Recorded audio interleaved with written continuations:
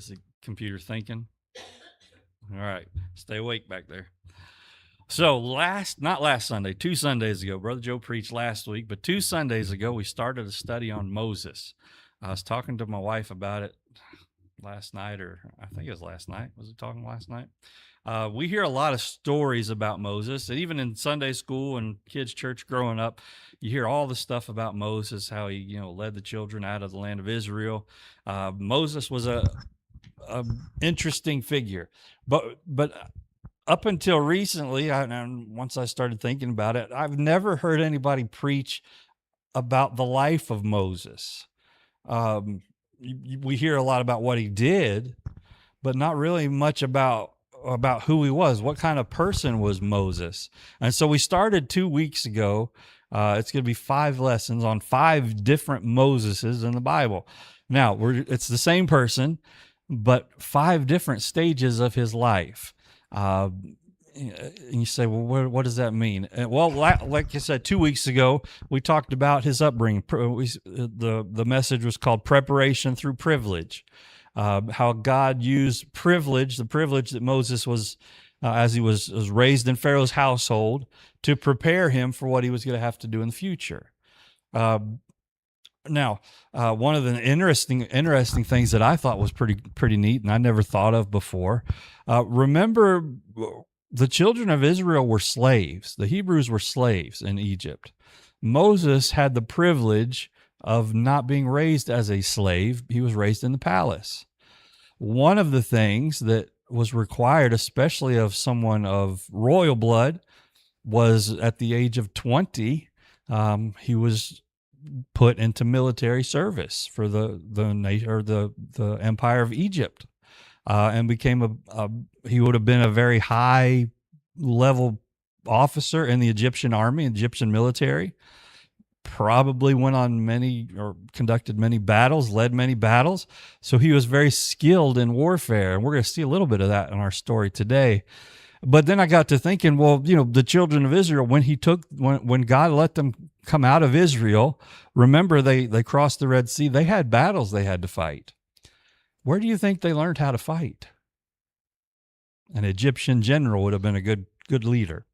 So God used Moses, and you say, well, didn't God win all the battles for Israel? Yes, God was instrumental in maintaining that. But I believe God also had Moses set aside where he would learn the tactics of what it takes to win a battle from one of the best armies in the known world at the time, the Egyptian Empire. And so Moses was a man of war. He knew battle tactics, how to win a battle, how to fight a battle. And I believe he trained the children of Israel. They spent 40 years in the wilderness, and that's 40 years of training to be soldiers for when they crossed over into the promised land. Did God go before them? Yes, God did. But they also had to know how to fight. And so Moses, I believe that was one of the things that his privilege prepared him for what was to come. So today, we're going to talk about part 2, crisis and escape. This is stage 2 of Moses' life. So we hit the first 40 years, Moses' life can be divided up into 3 groups of 40. So we kind of got the first 40. We're going to hit part of the second 40 now, and then we'll get to the other ones in the other 3 lessons. But crisis and escape. Let's read our text first, and then we'll get into it. Exodus chapter 2, and we'll pick up our story in verse 11. All right, Exodus 2, verse 11. And it says, "And it came to pass in those days when Moses was grown, that he went out unto his brethren and looked on their burdens, and he spied an Egyptian smiting an Hebrew, one of his brethren. And he looked this way and that way, and when he saw that there was no man, he slew the Egyptian and hid him in the sand." Now, obviously, there was somebody watching, because he saw the Egyptian torturing and beating some of his kindred. So obviously somebody saw. Verse 13, "And when he went out the second day, behold, 2 men of the Hebrews strove together. And he said to him that did the wrong, Wherefore smitest thy fellow? And he said, Who made thee a prince and a judge over us? Intendest thou to kill me as thou killed the Egyptian? And Moses feared and said, Surely this thing is known.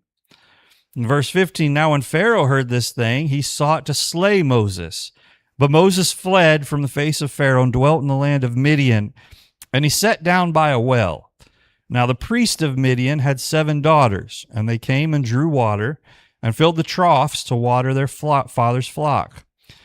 And the shepherds came and drove them away. But Moses stood up and helped them and watered their flock.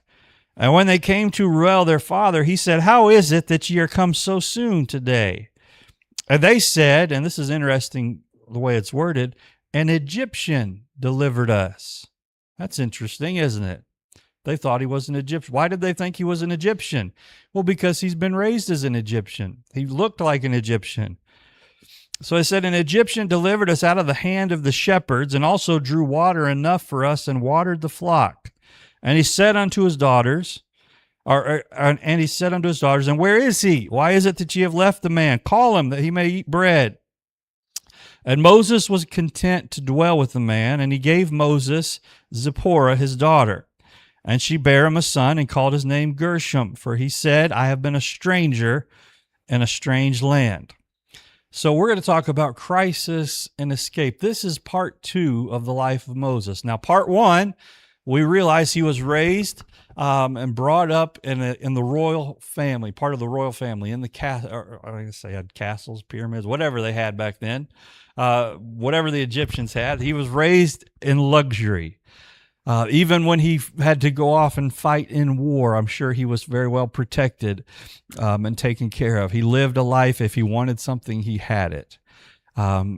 He was the son to Pharaoh's daughter. And we said last week, historically, if we go back and look, depending on what historical records we look at, that his adoptive mother most likely was a princess that became a pharaoh herself, one of the few female pharaohs.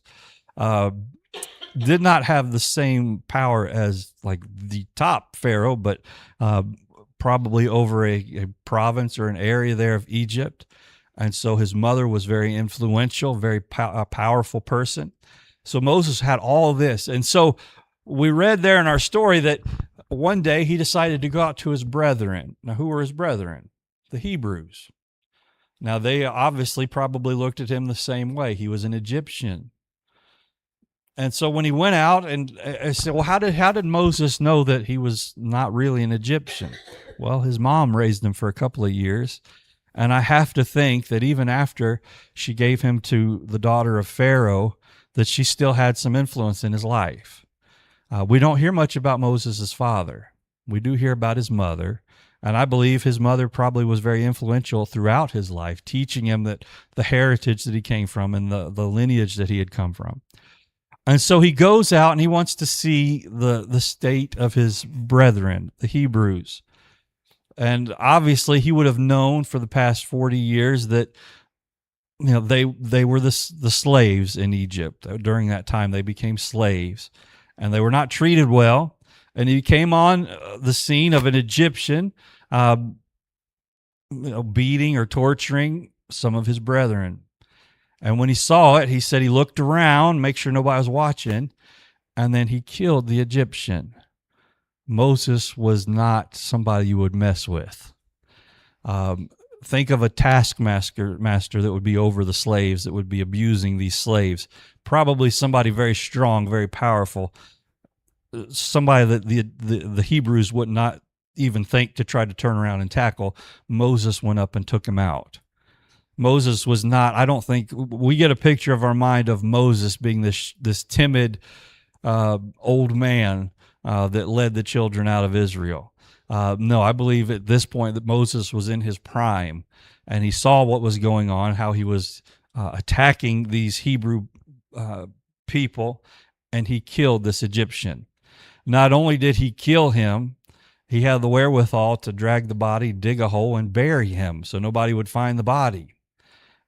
Moses was again, I think he was a very strong, very powerful man. He came back the next day and wanted to see his brethren again, and this time he saw 2 Hebrews fighting against each other, and he said, why are you fighting? You know, you're brethren, you shouldn't be fighting. And one of them spoke up and said, oh, are you going to kill one of us too like you did yesterday? Moses realized he was in trouble. Somebody had done found out. How many of you, when and I'll have to raise my hand on this, somebody comes and tells you something in private, like, don't tell nobody. I'm like, oh, no, I won't tell nobody. First thing you do, you run home and tell somebody. I know I do that, especially if, like, now don't tell nobody. I'll run home, babe, you'll never guess what somebody just told me.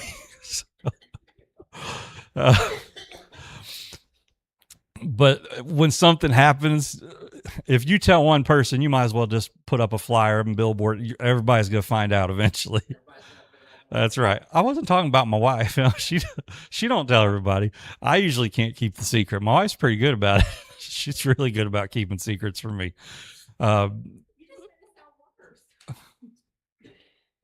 Well, we've had a good day so far. Let's go ahead and call it a day. Oh, she's good at keeping secrets. You can confide in my wife. You can. I won't run home and tell my wife everything y'all tell me either. I promise. I don't do that either. We might as well just shut down right now and go home. We done messed up. Just glad. That's it. I got the mouse in my pocket. But I don't even remember where we were going with that. Oh, secrets getting out. Secrets getting out. If something happens and you tell one person, it's going to go, everybody's going to find out. So Moses' secret got found out. In fact, it got found out so bad it got back to Pharaoh. That's the one person you did not want knowing your secret. And I hope my sister's watching right now, because there were times growing up that I know I got whoopings because my sister, of course, I was innocent in all of this, and she would run off and tell my dad I did something, and she told Dad, and I was going to get a whooping. And of course, I was innocent. You know, I wouldn't do anything to bug my sister or tease her or anything like that. Yeah, maybe a little bit, but she's not watching, so she can't say anything.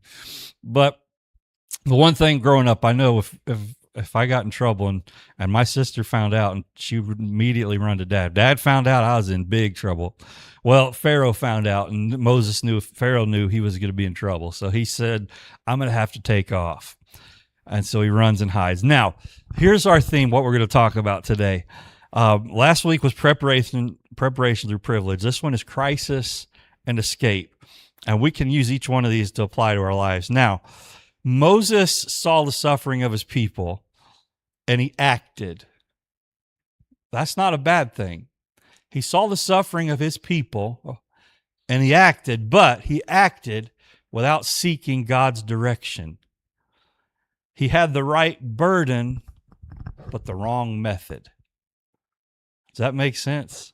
He saw the plight of his people. He realized there was a need. There was something going on that should not be going on, but he decided to use his own methods. But sometimes God uses failure and fear, and we're going to talk about both of those, and flight to prepare us for future ministry. So what does that mean? I'm glad you asked, because I got 4 points I'm going to get through. And we'll do them quick, I promise. No, I shouldn't promise. I've already stuck my foot in my mouth too many times. But let's look at it real quick. I got 4 things. The first one, the impulse. This was not a decision that he'd thought about. Moses was a man of action. We even see that in the time that he takes the children of Israel through the wilderness. He was sometimes very impulsive. Remember the last time, the thing that got him disqualified from entering the promised land, God told him to speak to the rock so they could get water. Moses said, I'm going to smite it with my staff like I did before. I'm going to do it my way. He did it very impulsively. And so when he saw what was going on, he acted to defend the Hebrew slave, but he did it without seeking God's direction.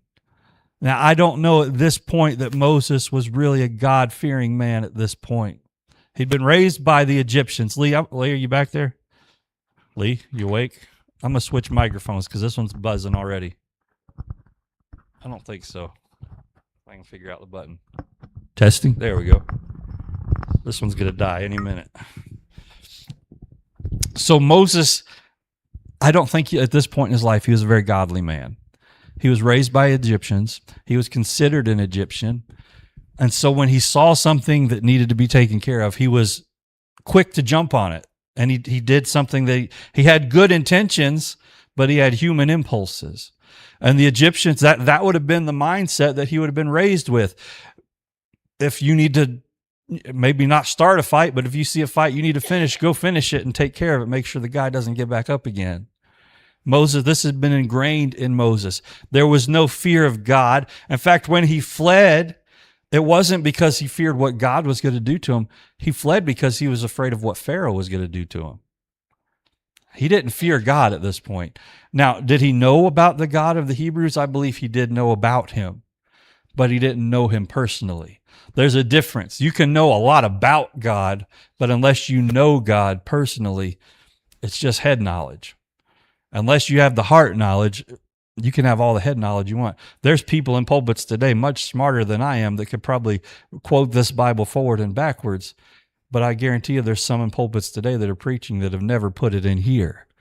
They're just up there for the money. They're up there for the power or the position, whatever the case may be. Moses was very impulsive, and a lot of times, even in our lives, we act before we seek God's face. You say, what do you mean? There's times that maybe something may happen in our lives where we have to make a decision and we think we know best. And so we just jump and we make a decision. Why do you think they put all the shiny stuff, the little cheap, cool stuff near the cash registers at the store? Stuff that you don't need, like at Walmart. You go to check out. Well, you don't check out. You check yourself out at Walmart now. But I remember growing up at the old Walmarts where you had the line, you had to get in, and you were sandwiched in between two racks of stuff that you didn't need. But by the time you got to the cash register, half of it was in your buggy. Why? Because you see it. Oh, that looks good. I would like to have that. And impulsively, you grab it and you throw it in your. Why do you think they put that stuff there? Because they'll know you buy it. The world knows how to get you to buy stuff, especially retailers. They know how. Disney World. If you've ever been to Disney World has a smell. Did you know that? Disney World has its own smell. There's no other smell like it. When you get into Disney World, as soon as you walk, you park 45 miles away from the entrance. It'd be quicker to take a plane there, I think. But then you have to walk, you get on a tram, and then the tram takes you to one entrance, and you have to get on the monorail or the boat or whatever they have. Just those two, I think, now. The monorail or the boat. I think they took that out. I don't think they have that anymore. I think it's just, well, either way, it doesn't matter. Anyway, you get on that and you go for a ride on the monorail. It's all hot, humid. It's in the middle of a swamp in Florida. That's what it was built on. And you get to the main entrance of Disney World. And of course, the whole way from the car so far, it's been 30, 45 minutes before you even see the entrance to Disney World. And you get there and everything's still hot, muggy, smells like Central Florida, nasty, hillbilly. Is it hillbilly? Whatever it is in Florida. I'm just stepping all over toes today. But you get up to the gate and you pay your obscene amount of money for your ticket and you walk through the gate after they search your bag and do all this other stuff. Finally, you get through the gate and you come in to Main Street. When you get on Main Street, you're immediately hit with the Disney smell. So what's the Disney smell? A smell, I can't really describe it. It just makes you happy. It smells like baked goods. It smells like happiness. And there's no other smell like it. I don't really know. But they actually manufacture that smell and pump it into the air when you walk in. Mainly because when you walk down Main Street, all it is shops on both sides. And you smell like the cotton candy, or you smell the cookie store or the candy store. You smell all these things, and you see all the stuff in the windows and the guys carrying around the balloons and the ice cream carts and all this stuff. And you smell it and you see and you feel all the excitement. Guess what? You end up buying stuff. So then the rest of the day, you got 2 armfuls of stuff you're carrying around because your kids aren't going to carry it. And you got to carry it around while you walk around Disney in 140-degree heat. But why does Disney have a smell? Because they know that smell will give you an impulse to do something, which is to spend more than the obscene amount you spent on your ticket. And you're going to pay 3 times as much as you would if you would wait till you got outside the park and buy it at the Disney store outside the park. They know you'll buy it because they know how to manufacture something that will drive your impulse to spend more money. You figure, well, you're already in this deep, you might as well go a little further. It's not cheap to go to Disney is what I'm trying to get to. But they know how to sell Disney. When you walk in all day long, yes, you get to ride the rides, but at almost every single ride, when you get off, guess what you do? You walk through another gift shop. You have a photo. Oh, here's your photo. Don't you want to buy your photo? And while you're looking at your photo, don't you want to buy one of these cool frames? And hey, since you just rode Splash Mountain and you did this frame, don't you want to buy a souvenir that shows that you rode this ride? You got to do that on every single ride. That's why you leave and when you leave and you're like, what did we just do? It's like when you go to Las Vegas and they say you start gambling, and by the time you lose your money, which is usually pretty quick, you walk away. It's like, what just happened? You don't even realize it. Why? Because they know how to make you impulsive enough to buy something. Well, the Egyptians knew how to train their people so that when it came time to act, they would act. And Moses saw an opportunity to act, and impulsively, he just jumped in and acted without seeking any kind of well, again, he wasn't God-fearing yet at this point, but he had a burden for his brethren. Now, he identified with the Hebrew people. He knew that they were his brethren. In fact, in Hebrews 11, we talked about this last week, he chose to suffer the affliction of his people with his people later on in life that enjoy the pleasures of sin for a season. That would have had to have been a very hard choice for Moses to make. He had everything he wanted. He could have gone back. In fact, there's a very good chance Moses could have gotten out of what he did as far as murdering the Egyptian. Because of how high up Moses was, he probably could have gotten out of it. Because who would they have believed had he gone back? Would they have believed his word or the word of a Hebrew? They would probably have believed Moses. But I think Moses in his heart was probably realizing, oh, I did something wrong. I probably shouldn't have done this. And so, but he had a burden for him, and his compassion was very commendable. I mean, we commend Moses for saving his brethren, but what he did was wrong. He should not have done it. He also had a reaction without revelation. He acted on emotion rather than God's instructions. And here's one thing that I have to sit in that pew and preach this at myself. Good intentions did not justify wrong actions. That's a tough one. We might be very well-intentioned for a lot of things, but sometimes we go about it the very wrong way. The problem was not his concern. The problem was his method. Could he have handled it a different way? Probably. I mean, he was Pharaoh's son, or the daughter, Pharaoh's stepson, the daughter of Pharaoh's stepson.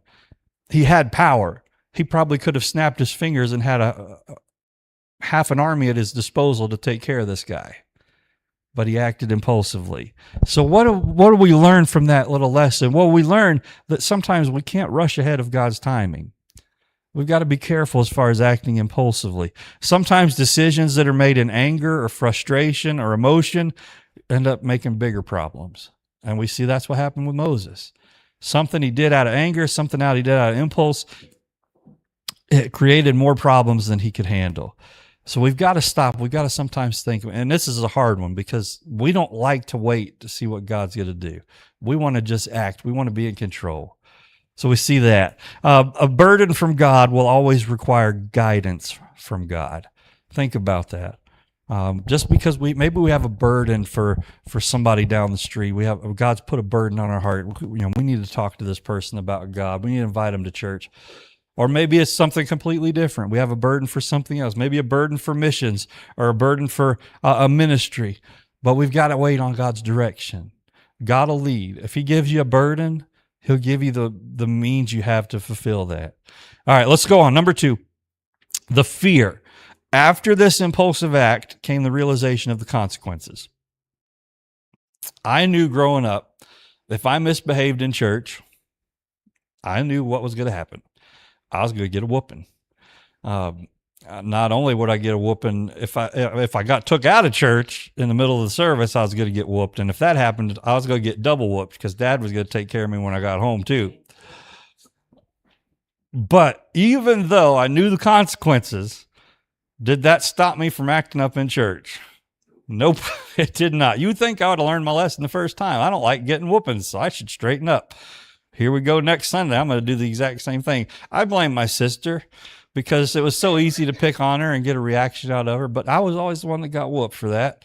But I hope she's watching. I hope she's watching. If not, I'm going to send this link to her and make her watch it. She got me in more trouble. I think it's all her fault. Britt, you're paying for my sister's problems, not mine. You should have maybe not listened. So, but how many times in life are we the same way? We know if we do, like, I know now, most of my life I've had GI issues and GI problems, and they've tried to figure it out. But I've eliminated, for the most part, caffeine from my diet, and that's been a huge help.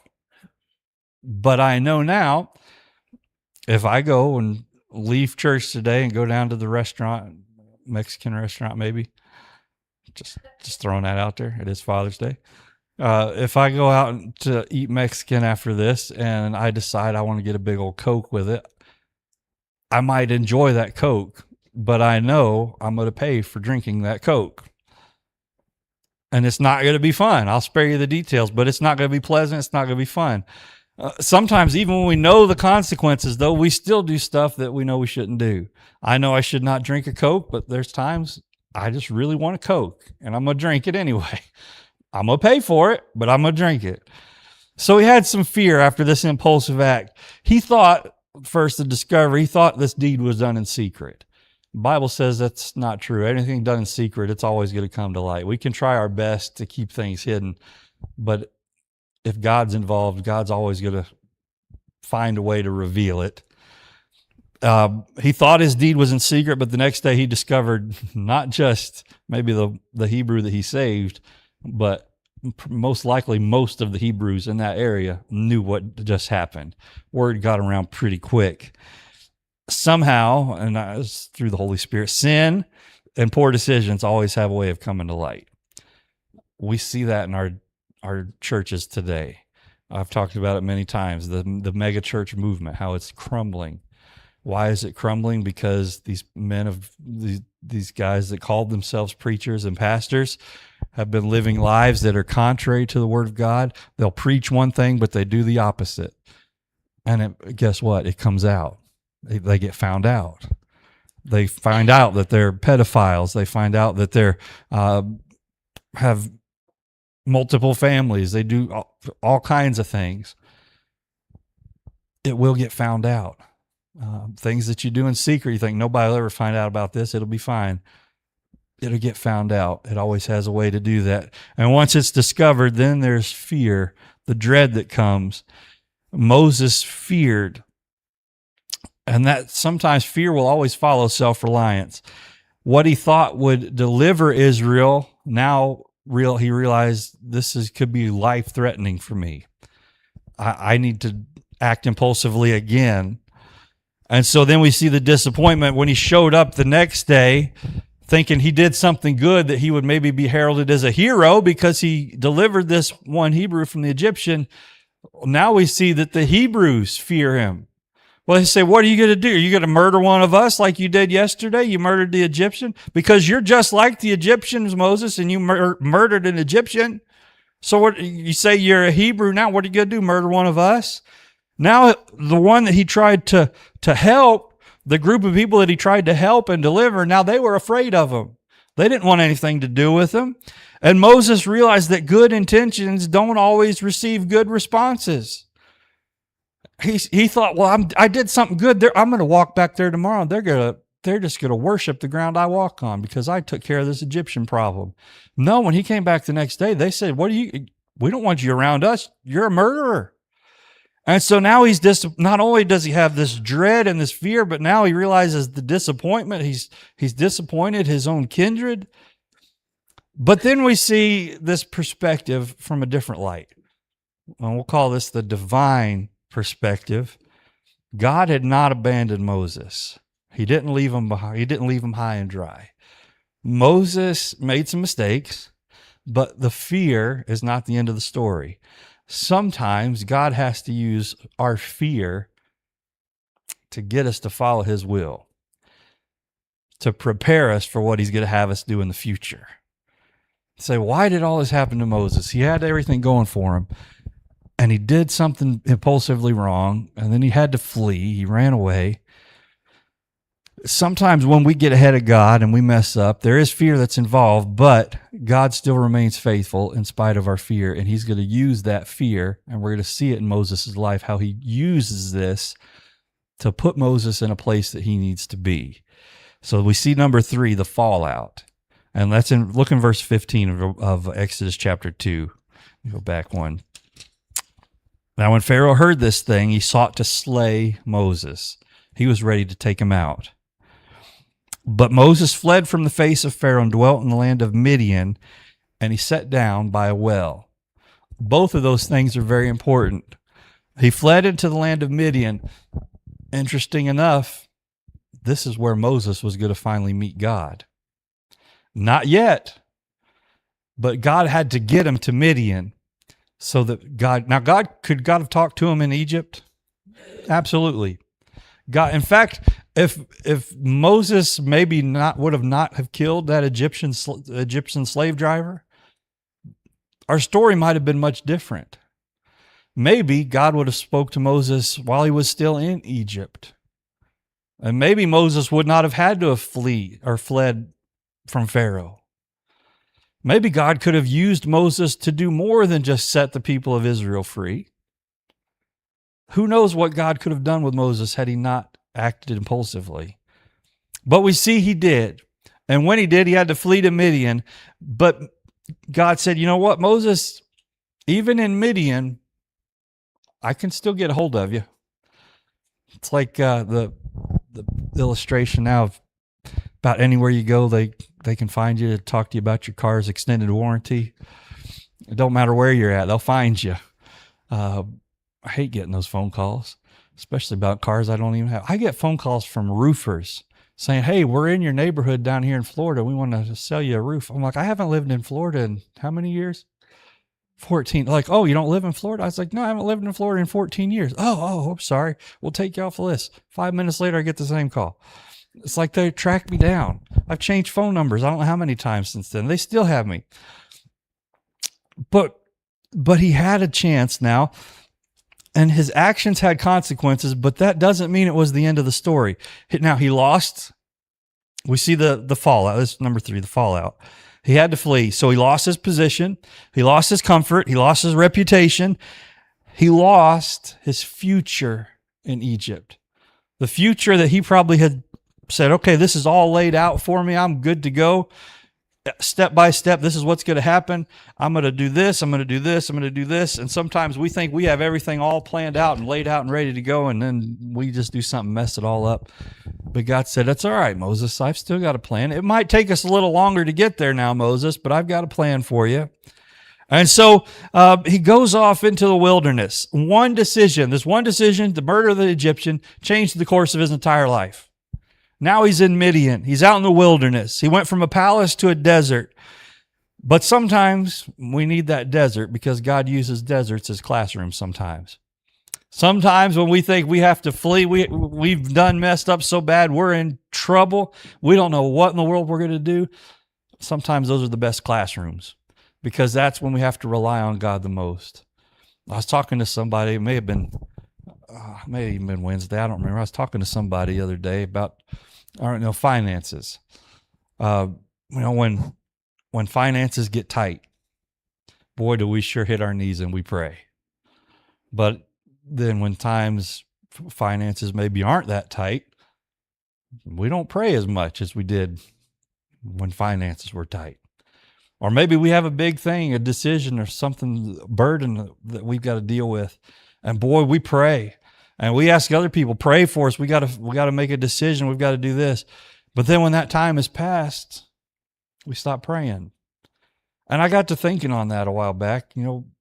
If I had the money that I've always asked God to, I wish he'd just take the financial burden off of us so we don't have to worry about it, struggle about it. But I rely on God to take care of me, or would I just rely on myself to take care of me? And I had to be honest with myself. If I had the money that I wanted, I wouldn't really rely on God to provide. And I probably wouldn't spend as much time in prayer. You say, well, is God keeping you poor just so you pray? Maybe. I know he keeps me praying over a lot. But sometimes if the burdens are lifted, we don't pray. We don't spend time with him like we should. And that's a sad thing. We should pray and spend time with God just as much in the good times as we do in the bad times. But that's just a side note. We see, though, that in times that we mess up or maybe we're away from God, that God uses those times for our benefit. We think of Jonah. He ran from God, but God ended up putting him right where he needed to be. Peter, he acted impulsively in the garden, said, Lord, I won't betray you. But yet Peter became one of the key figures of the church. He's the one that was instrumental in seeing so many people saved in the early church age. So we see that, but then we see the grace of God. The consequences are real. The consequences of Moses' actions were real. He had a death sentence put on his head. Pharaoh was going to kill him. In fact, we read a little bit later, he's not going to come back to Egypt until well after Pharaoh is dead because of that fear. There are consequences, but failure does not have to be final. And Moses realized that. God specializes in restoring broken people. And let's get to this. I want to say this. The greatest failure can become God's greatest tool for your future. Do you realize that? We might think, I'm a complete failure. I've done something that I've done messed up. God's never going to use me. But sometimes our biggest failure is what God uses to help us do something even greater later on in life. So don't think just because you've messed up and you've failed or you've done something wrong that God can't use you. God can use things that are broken. Sometimes it takes us being broken for God to use us in the way he wants us. The last thing, the flight. And verses 15 through 22, we read the story there, how he flees to Midian. And he comes up to this well, which is very important because when he gets there, we see these young ladies had come to water the flocks at this well. And it seemed like this was probably something that happened often, that when they would start to draw water for the flock, that the shepherds would show up. And since it was just the daughters, the women there, the shepherds would come and they'd run them off. And all the water that they drew out for their flock, the shepherds would use for their sheep. Well, Moses was there at that well that day. And here they come to water the flock of their father. And here come the shepherds. And Moses, that's where I think Moses was not the kind of guy we think he was when we think of Moses. He tells these shepherds what they can do with themselves. He takes care of business. And not only that, he doesn't just take care of the shepherds and runs them off. He goes and waters the entire flock for the ladies that were there, the daughters. He does all the work. Not only does he take care of the shepherds, now did he beat them up? Did he run them off? I don't know, but I have a feeling they were afraid of Moses or they wouldn't have. Multiple shepherds, one Moses. Something about Moses made those shepherds run. They took off. And not only that, then he watered the entire flock. In fact, when the daughters got back, this was a common thing for these shepherds to do this. When they get back home, Dad says, what in the world are you doing home so early? You never get back this early. And they said, well, this Egyptian guy showed up and he ran off the shepherds. And not only that, he watered the whole flock. So now we didn't have to worry about it. And as a dad thinking, all I have is all these daughters, I don't have a son. He said, what in the world are you doing? Why didn't you invite them back for supper? We have our son, our oldest son. And I'll use a personal illustration. I won't use Joshua. Poor Josh. When my wife and I got married, my dad, my wife may have told this story before, but my dad always would do something special at each of our weddings, at all four of us kids that got married. And he would always come up with something nice to say, except at my oldest sister's wedding. He wrote a poem for my brother-in-law called I Don't Like You. That was something that he wrote for him. I'm not joking. He really did write that. But at our wedding, he was being all sweet and sentimental. And he said, when Rich was a little baby, I would walk by his crib at night and see him laying there. And he would pray, say, oh, Lord, help him to grow up, be a good man and find a good wife and help them just turn out right. And he said, as I got older, and he'd walk past my door in the morning when I'd still be asleep, and he'd pray and say, Lord, just, help him to do right, help him to find the right kind of wife, and send him the right places where he needs to go. And so then I got to be a teenager, say, okay, Lord, maybe he could get a little more serious, and maybe you could send him to the right girl, send the right girl to him so he can get married. And he said, by the time I finished college or got to college and I was home, he'd walk by my door in the morning and say, Lord, I don't care who you send. Just send somebody to marry the boy so he'd get out of my house. My wife was all emotional till he got to that point. But I have a feeling that's kind of the way this guy was feeling. No, I forgot his name. What was his name? Ruel. When Ruel heard that this guy, this man's man out there, took care of the shepherds and his flock and took care of his daughters, he said, why didn't you invite the boy back for supper? Like, if you haven't noticed, there's not many guys out here in the wilderness for y'all to marry. And so they go and they find Moses, they bring him back, and he was so impressed with Moses that he gave him one of his daughters to be his wife. And that's how Moses got his wife and had a son. And the son was named, Gershom, in verse 22. And he says, for I've been a stranger in a strange land. Now, he was not in the promised land. He was not in Egypt. So now he's a stranger because he's an Egyptian. There's no Egyptians around. And he's in a strange land. He's in a land not of Egyptians, not of Hebrews, but in this land that he doesn't know much about.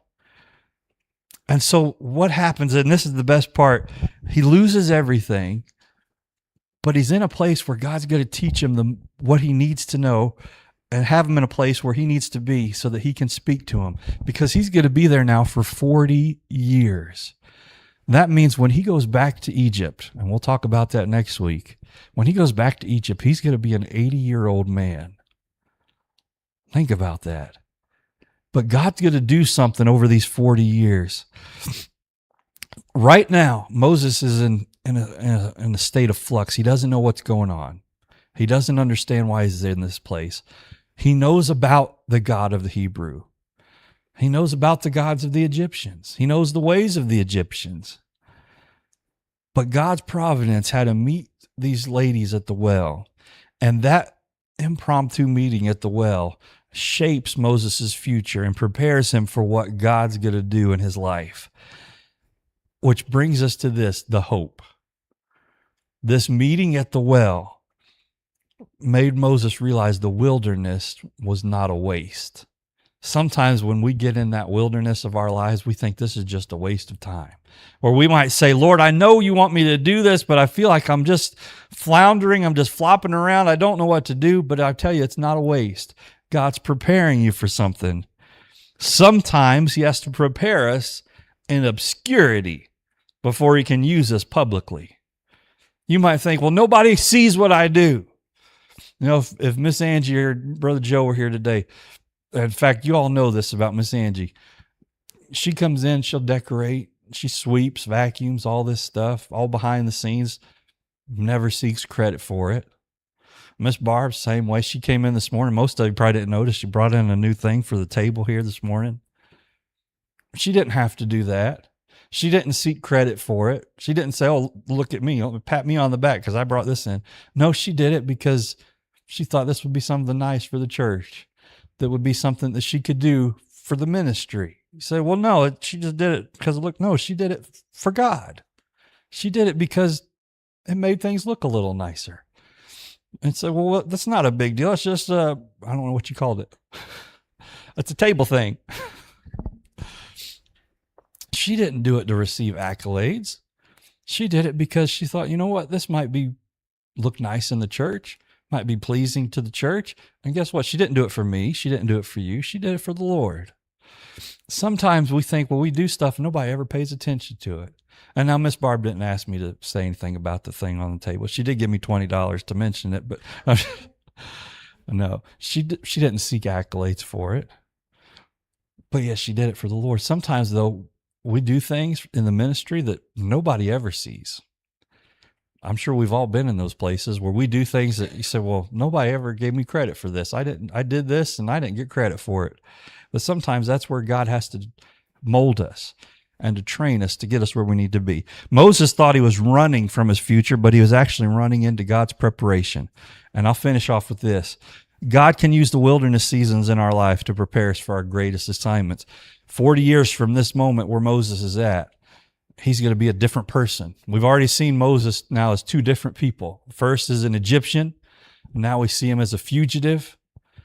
Next time we're going to see him as somebody completely different. 40 years is going to change Moses into something else. Moses thought his story was over, but it was really just beginning when he left Egypt. His impulse did not disqualify him. His fear did not destroy him. His fallout did not define him, and his flight did not escape God's plan. All of the things that Moses thought messed up his entire life, God said, Moses, I can work with this. Sometimes in our lives, we make stupid mistakes. We do things that we don't think we can do or we shouldn't have done, and we do things that are stupid and we're dumb, and we think, well, I've done messed up. God can't use us. The same God who met Moses in Midian is the same God who'll meet us after our failures.